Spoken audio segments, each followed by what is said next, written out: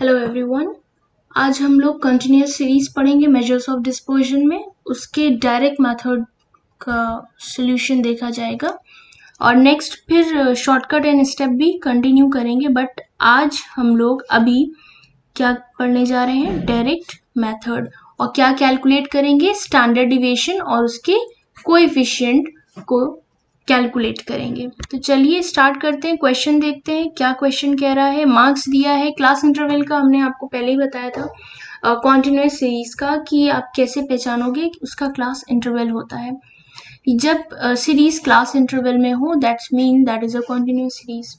ठीक है, तो मार्क्स देखिए 0 से 4, 4 से 8, 8 to 12 एंड 12 to 16 और नंबर ऑफ स्टूडेंट। ये जो नंबर ऑफ स्टूडेंट्स होते हैं ये फ्रीक्वेंसी होता है, दैट इज नॉट एक्स।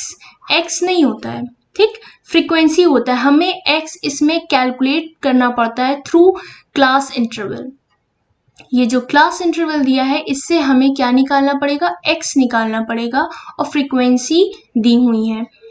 तो चलिए क्वेश्चन सॉल्यूशन इसका देखते हैं। एक्स, सबसे पहले हम लोगों को क्या करना है, मार्क्स उतार लेना है। मार्क्स 0 से 4, 4 से 8, 8 to 12 एंड 12 to 16। उसके बाद क्या करना है, आप फ्रीक्वेंसी उतार सकते हैं या फिर मिड वैल्यू निकाल सकते हैं, बट क्वेश्चन के अकॉर्डिंग चलो ऐसे ही चलते हैं। फ्रीक्वेंसी है तो फ्रीक्वेंसी को ही उतार लेते हैं। उसके बाद मिड वैल्यू निकालेंगे, मिड वैल्यू। अच्छा, मिड वैल्यू को बता दें क्या कहेंगे, एक्स कहेंगे। ठीक, तो मिड वैल्यू हमें किसकी निकालनी है, मार्क्स की निकालनी है जो क्लास इंटरवल में दिया हुआ है। 0 से 4 है। और वन थिंग मोर, हमने आपको सेंट्रल टेंडेंसी में भी निकालने सिखाया था मिड वैल्यू। तो मिड वैल्यू यहाँ पे भी हम एक बार आपको बता दें कैसे निकालते हैं। जो लोअर लिमिट होती है और अपर लिमिट होती है उन दोनों को ऐड करके 2 से डिवाइड कर देते हैं। 0 + 4 divided by 2 that's mean 2। 4 + 8 divided by 2 that's mean 8। 8 + 12 divided by 2, wait a minute, what I'm doing, 6, that will be 6, and 12 + 8 divided by 2 is 10. 12 + 16 divided by 2 is 14. ये निकल कर आई आपकी क्या, मिड वैल्यू। अभी आपको क्या करना है, फ्रीक्वेंसी को ऐड कर लीजिए। ठीक, सिग्मा फ्रीक्वेंसी जब आप इसे ऐड करेंगे तो इसकी वैल्यू आएगी 15। Then after what you have to do, इसके बाद आपको fx निकालना है। हर क्वेश्चन में निकालते आए हम लोग fx in direct method, not in step deviation, not in shortcut method. fx इसलिए निकालते हैं क्योंकि हमें मीन पता करना होता है, और मीन पता इसलिए करना होता है क्योंकि थ्रू मीन हम डिविएशन निकालते हैं इन डायरेक्ट मेथड। ठीक है, बाकी दो मेथड में हम अज्यूम करते हैं, बट डायरेक्ट मेथड में हम मीन के थ्रू डिविएशन निकालते हैं। तो fx फॉर्मूला क्या है, मीन का सिग्मा fx अपॉन f है। दिखाते हैं आपको, मीन का formula sigma fx upon sigma f है। तो fx आपको पता करना पड़ेगा ना मीन निकालने के लिए, तो सबसे पहला प्रोडक्ट तो यही बन रहा है fx का, तो इसलिए क्या निकालेंगे, सबसे पहले मीन निकालेंगे। मीन निकालने के लिए आपको क्या करना है, मल्टीप्लाई करना है फ्रीक्वेंसी को आपके x से। जब मल्टीप्लाई करेंगे तो पहला वाला 8 आएगा, दूसरा मल्टीप्लाई करेंगे तो 48 आएगा, then third one 20 and then 14। ठीक है, इसको सिंपली ऐड कर लीजिए। सिग्मा fx आपका ये ऐड करेंगे तो आएगा 90। इसी के साथ जब ये वैल्यू निकल आई तो वैल्यू हम पुट कर दें। वैल्यू पुट करने से हमें मीन निकल आएगा।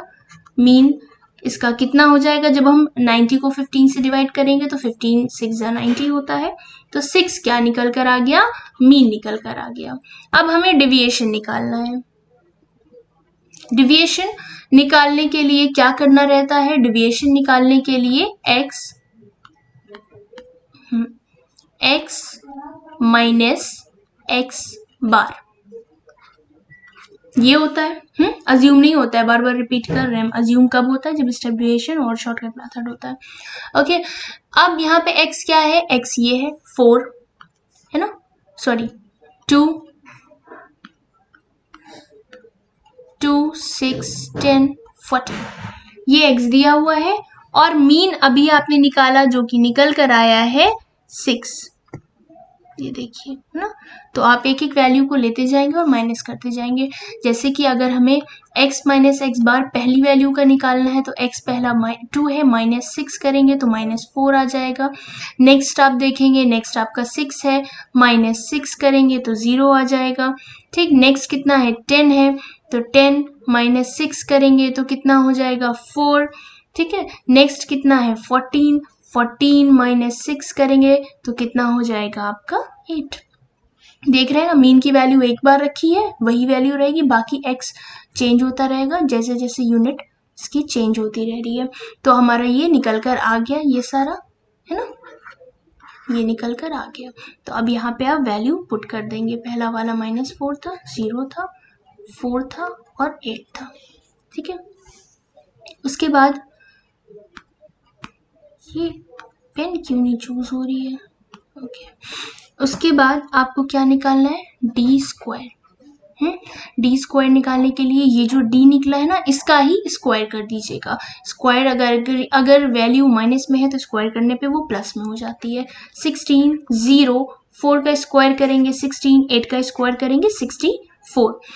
फॉर्मूले में जरूरत है एफ डी स्क्वायर की, तो एफ डी स्क्वायर निकालेंगे। एफ कहाँ है, एफ ये है, डी स्क्वायर कहाँ है, ये है, यानी आपको मल्टीप्लाई करना होगा किससे, इसको इससे, इसको इससे, ये यूनिट को आप मल्टीप्लाई करेंगे तो क्या निकल कर आ जाएगा एफ डी स्क्वायर निकल कर आ जाएगा।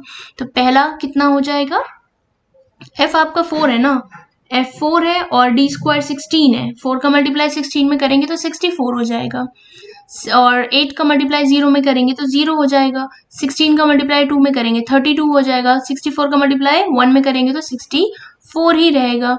अब आप क्या करेंगे, इसको ऐड कर लीजिएगा, F D square is equal to जो वैल्यू आएगी ऐड करने पे वो होगी 160।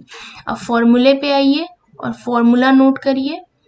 फॉर्मूला क्या कहता है, हमें निकालना है स्टैंडर्ड डिविएशन, अंडर रूट लगाइए, सिग्मा एफ डी स्क्वायर लिखिए अपॉन सिग्मा फ्रीक्वेंसी। ठीक, थोड़ा बड़ा कर दें इसे। एफ डी स्क्वायर 160 आया है, फ्रीक्वेंसी कितनी है 15 है, ये फ्रीक्वेंसी है ना 15, फ्रीक्वेंसी है 15। आप इन्हें क्या करेंगे, डिवाइड करेंगे, डिवाइड करने पे कितना आएगा, ये कुछ 10.67 आएगा। अब इसका निकालना है अंडर रूट, इसका अंडर रूट निकालेंगे तो आएगा 3.26। ठीक है, अभी स्टैंडर्ड कोएफिशिएंट भी इसका निकालना है, क्वेश्चन में पूछ रहा था है ना, तो कोएफिशिएंट इधर देख लेते हैं। कोएफिशिएंट निकालने के लिए क्या करना है आपको,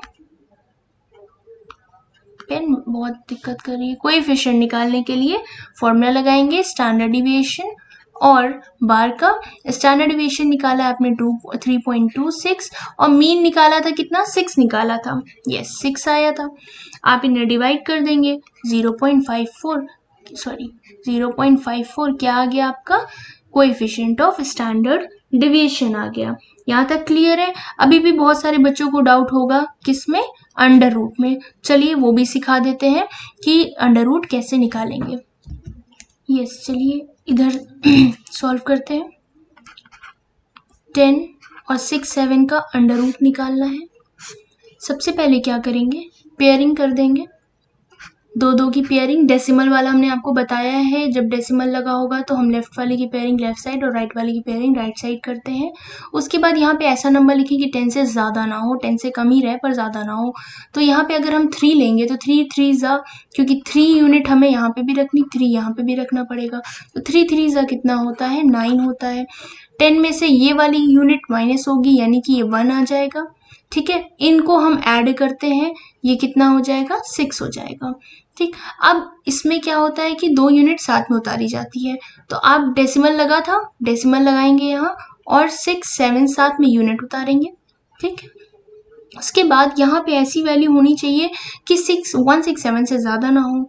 तो अगर हमने 2 रखा तो ज़्यादा नहीं होगा, क्यों, क्योंकि 2 अगर हम 2 से मल्टीप्लाई करेंगे तो ये 12 जाए, 2 6 12 होगा। ठीक, अगर 3 रख दिया तो ज़्यादा हो जाएगा, 18 हो जाएगा, है ना। और यहाँ 16 है तो हमने 2 रखा, 2 यहाँ रखेंगे, 2 यहाँ रखेंगे, तो 2 हमें यहाँ भी रखना होगा, ठीक है। उसके बाद क्या करते हैं, इसको ऐड करते हैं।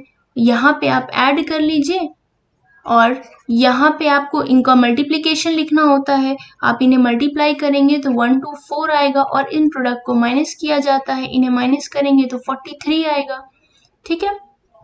उसके बाद पॉइंट लगा है तो बार बार पॉइंट नहीं लगता है तो हम 2 डिजिट आसानी से उतार सकते हैं, यानी 2 0 हमने उतार लिया। अब यहाँ पे ऐसी वैल्यू रखें कि 4300 से ज़्यादा ना हो।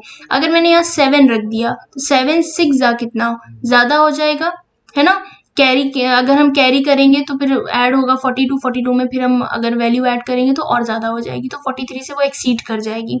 तो यहाँ पे हमें रखना है 6 यहाँ रखा, 6 यहाँ रखा, 6 यहाँ रखा, तीनों जगह 6 रखा।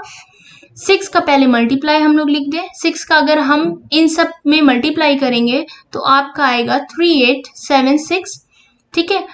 और इन्हें आप ऐड कर सकते हैं और इन्हें आप माइनस कर सकते हैं, बट 2 डिजिट तक निकल आया है। आप 3 भी निकाल सकते हैं, नॉट मोर देन 3, बस 3 तक सफिशिएंट है, बट 2 निकल आया है तो इट्स फाइन।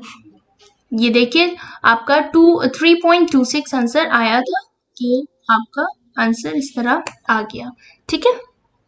तो थैंक यू फॉर वॉचिंग। नहीं समझ में आया हो तो कमेंट करके ज़रूर पूछिएगा और इसका रिप्लाई हम ज़रूर देंगे, आप लोगों की कन्फ्यूजन को दूर करेंगे। Thank you so much, thank you.